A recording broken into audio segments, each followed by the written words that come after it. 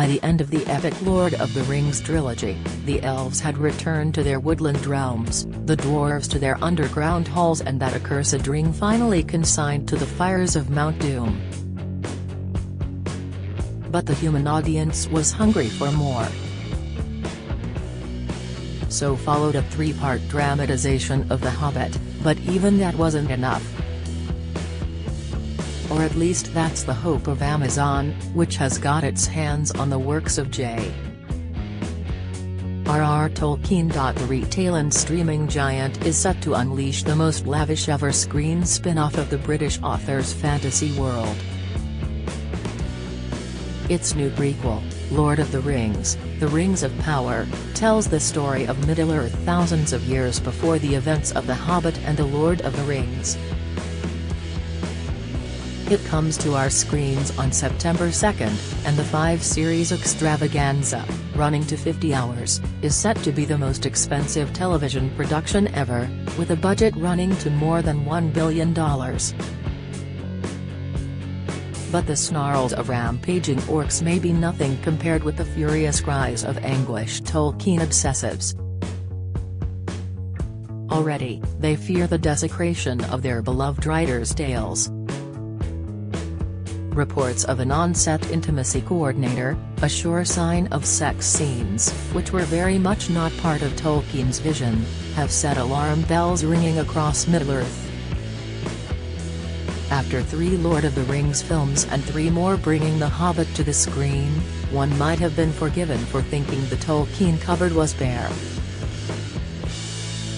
But that would be to reckon without the ferocious competition for online streaming viewers, the mega-success of medieval fantasy epic Game of Thrones, and the personal intervention of Amazon founder Jeff Bezos, one of the world's richest men and a Tolkien fan since childhood. A $250 million deal with the Lord of Amazon, which has been spending lavishly to establish itself as a rival to Netflix and the big Hollywood studios, announced in 2017 that it had agreed a $250 million deal with the Tolkien estate to buy the global rights to make a television adaptation of his works. It was a vast sum, but the film versions of The Lord of the Rings and The Hobbit had racked up almost $3 billion at the box office and earned 15 Oscars. Meanwhile, the enormous success of Game of Thrones had shown there was a vast potential audience for such shows. Amazon also had the enthusiastic backing of Jeff Bezos, a Tolkien obsessive, along with most of Silicon Valley, and one of the world's richest people. A former teacher of Bezos recalled being once impressed by a talk the 12-year-old gave on the brilliance of The Hobbit. The original LOTR and Hobbit films were written and directed by New Zealander Peter Jackson, but he has no involvement in the new TV series. Like his films, however, the first episodes have been filmed in New Zealand, though production was reported last year to be shifting to Britain for subsequent series. After hunting throughout Hollywood, Amazon is taking a risk by giving the task to 2 young and relatively inexperienced American screenwriters, Patrick McKay and ex-schoolmate J.D. Payne. Bezos is also a big fan of Star Trek, and the pair's involvement in writing the script of the forthcoming Star Trek IV movie may have clinched the deal. Anxious not to give Tolkien purists too many sleepless nights, McKay and Payne have said, "We feel like Frodo, setting out from the Shire, with a great responsibility in our care. It is the beginning of the adventure of a lifetime." And the writing duo, who admit they were a little bit of a dark horse, had to pitch their ideas not only to Amazon executives, but also to members of the Tolkien family. Keeping the writer's family happy after publishing The Lord of the Rings in the 1950s, Tolkien faced enormous pressure from fans to flesh out the world he had created with background information on its history, culture and languages. He responded by writing 150 pages of postscript which became known as the appendices, and these are the basis for the new Amazon series. They cover Middle-earth's so-called Second Age, beginning 3,000 years before the Third Age, the era of Bilbo Baggins, Gandalf and Aragorn covered in the books. Not merely content with demanding a dragon's hoard of gold for the TV rights, the Tolkien estate laid down the law on what the new series could and couldn't do.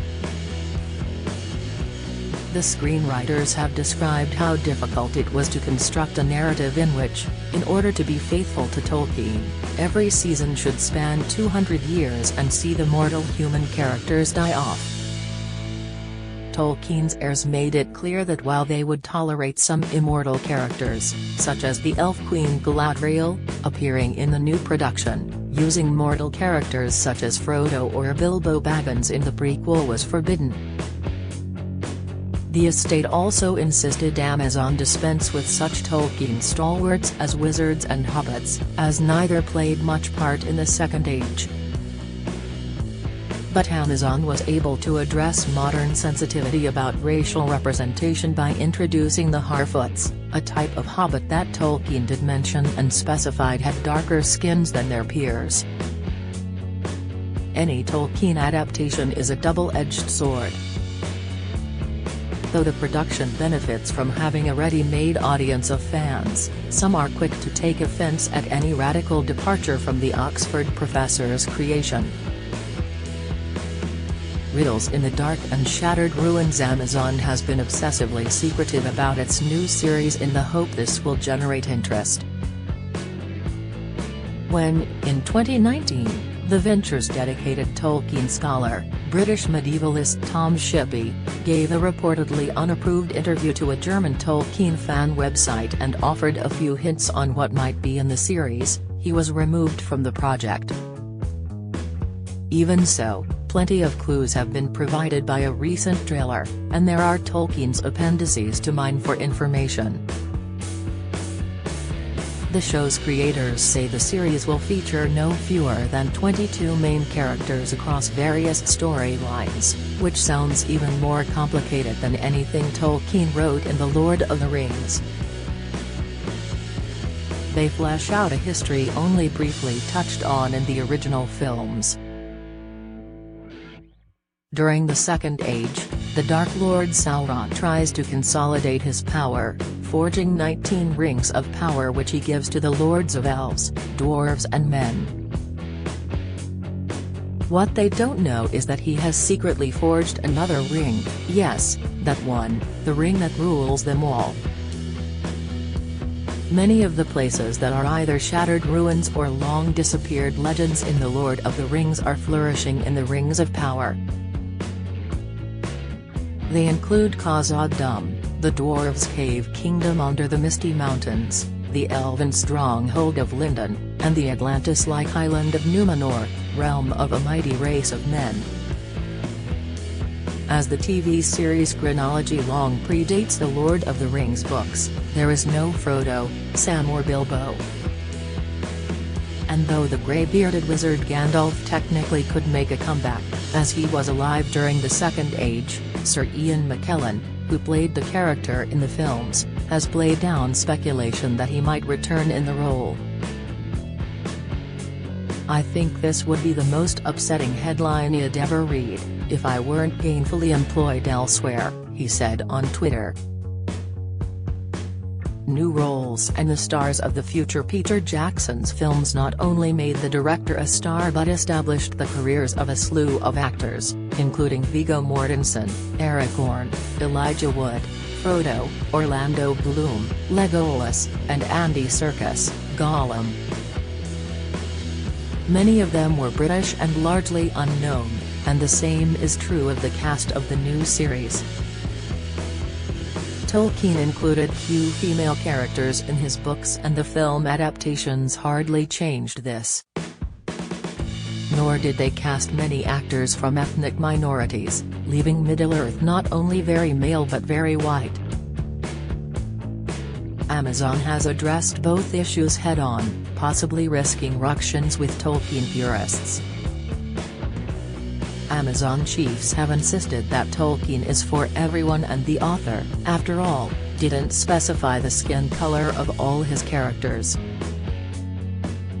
And so we will see Puerto Rican actor Ishmael Cruz Cordova playing an elf, Aronder, who has a forbidden relationship with a human village healer, played by British-Iranian actress Nazanin Boniadi.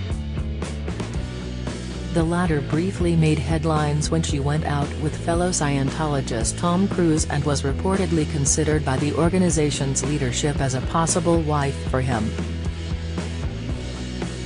Black British actress Sophia Nomvik plays a dwarf princess, while Sir Lenny Henry plays a black hobbit, or rather Harfoot, all 6 feet 3 inches of him.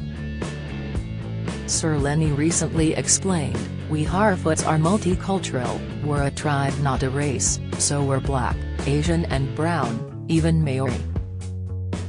He described making the series over the past 2 years as an extraordinary thing, saying, "Literally, 100 people on set glaring at you and trying to work out what you will look like 4 feet tall." Multicultural hobbits are one thing, but sex may be quite another.